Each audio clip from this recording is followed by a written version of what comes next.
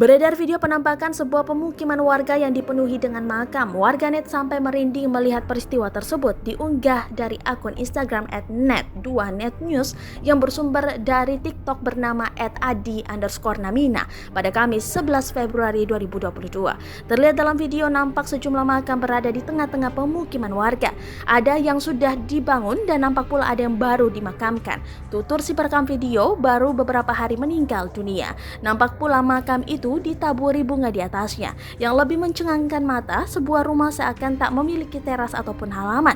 Bagaimana tidak, rumah tersebut langsung berhadapan dengan sejumlah makam yang tepat berada di depan pintu. Disebutkan pada keterangan unggahan, pemukiman itu terletak di TPU Kemlaten, Cirebon, Jawa Barat dan disebut sebagai kampung makam.